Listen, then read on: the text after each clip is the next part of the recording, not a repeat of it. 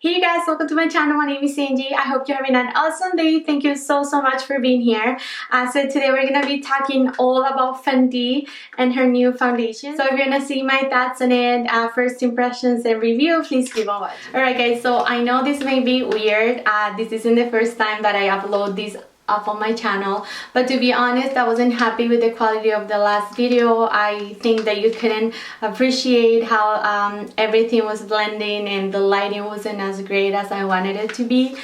So I really wanted to film this again for you guys, to be honest. So here we go. Anyways, if you're new, thank you so much for taking the time to watch my review and wear test. So what I'm gonna do is I'm gonna give you my thoughts. Of course, it's not a first impression because, as I said, I already had this video up on my channel, but I'm gonna delete that and I'm gonna tell you about how I liked it the first time I applied it. I'm gonna show you how it applied again because today I have it on my face, and then I actually had more time to wear it, and so I have more thoughts and more stuff to talk about. So to start off, this is what the packaging looks like. Pretty Fenty according to all her lines, so that's really nice. The shade is up top here. I have the shade 300, and this one is her Pro Filt'r Hydrating Longwear Foundation. So at the back it says massage wall if needed, pump and squeeze tubes simultaneously to release air. And then it talks about the ingredients. On the side of the box it says hydrating, medium to full coverage for all skin tones, longwear, light as air.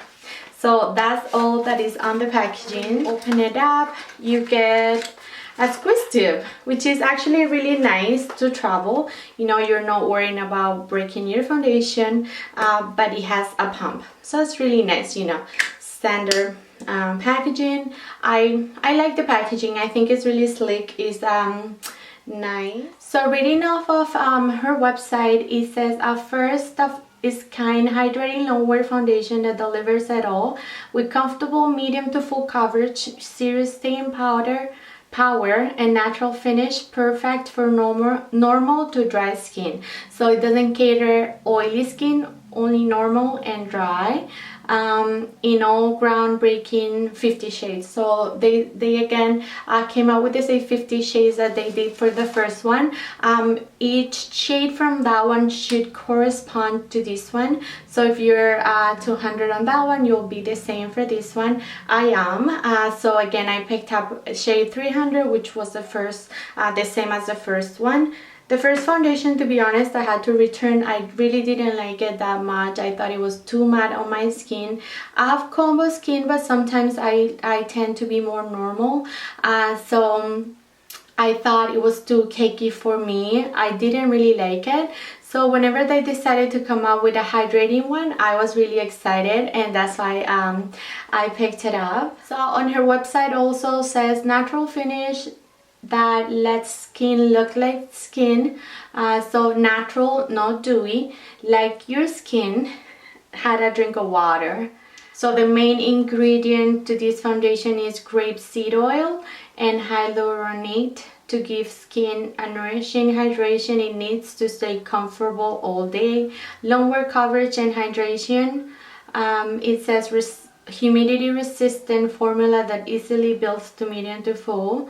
Instantly evening out skin without clogging pores or settling into fine lines. Plus the longwear light as air texture is undetectable on skin, so you always look like you. So I'm gonna insert the clip of me applying it on my face right now. Same as the first time, I went in with my DIOR Backstage Primer. This is a trusty primer of mine. I really like how my makeup looks at top of that one. So that's what I want. That's why I went with a known primer. So I did half of my face with my brush and then the other side with the sponge. On the brush side, I use my IT Cosmetics brush from Ulta. So these evened out my skin tone pretty nicely. I felt like I put a little bit, half of a pump. I didn't do the full pump for half of my face, and they blended over really nicely and quick. So I really like that application from the brush side. Then I move on to the sponge. I use my Wet n Wild sponge. I've been really loving that sponge. I think it's really bouncy and nice. Then again, I did have pump for that side of my face.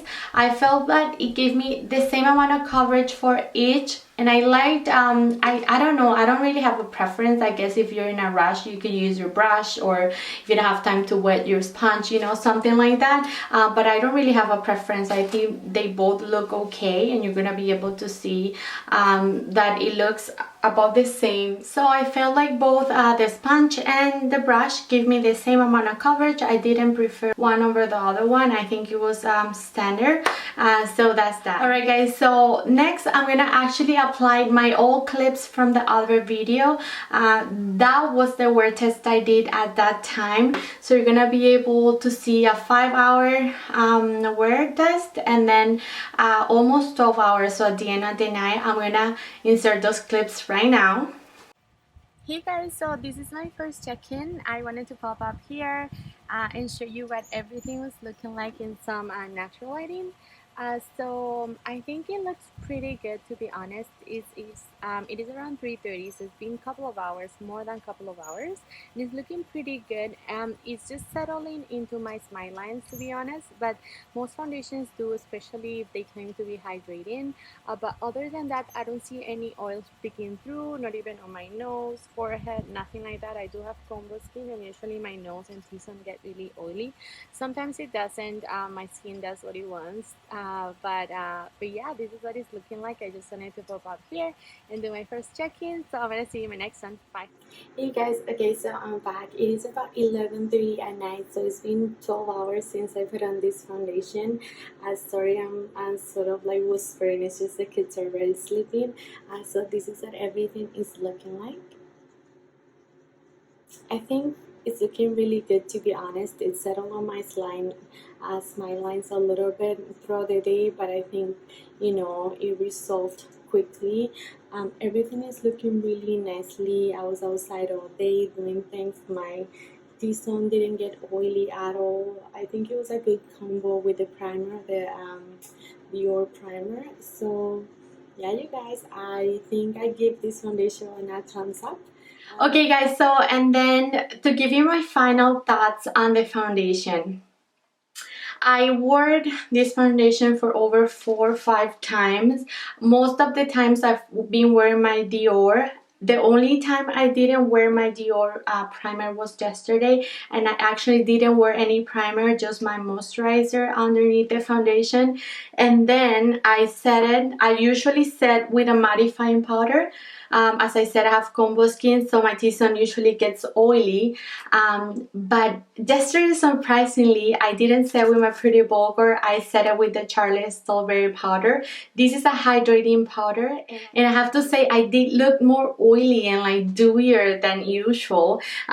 So that's really surprisingly, it actually looked hydrating and a little bit more greasy than I like it to be. So to be honest, I didn't like how it applied without this primer and a mattifying and a mattifying powder. So I guess it depends on your skin type. You need to play with it and see how you like it. I know that I like it how I have it today. So I applied again my DIOR, and then I applied my Pretty Vulgar setting powder. That's how I like this foundation. That's how I wore it on my the clips that you saw before, and that's how I got it to last all day. I don't wear any setting spray, nothing. I don't have it, and I didn't have it then. I only did these 2 things, and that made me go throughout the day with no oils. Nothing like that, no more than I wanted it to. I don't know, like I like this foundation, but I didn't like my experience without a primer yesterday. So I think if you're a person that always uses primer, then you shouldn't worry about this. But if you're not gonna use primer and you're gonna go outside to an event, or you're gonna be, you know, no, I think you should use primer unless you're really dry. For my skin tone, which I'm combo, normal, I think you need a primer if you don't want to look super oily. I really like this foundation. I really like how it looks. It looks really natural. I love it, you guys. So as I said, I don't know, I'm rambling too much. I like it. Those are my final thoughts. Anyways, thank you guys so much for being here today. Please give me a thumbs up if you enjoyed my video, and don't forget to subscribe to my channel for more videos like this, and I want to see you in my next one. Bye guys.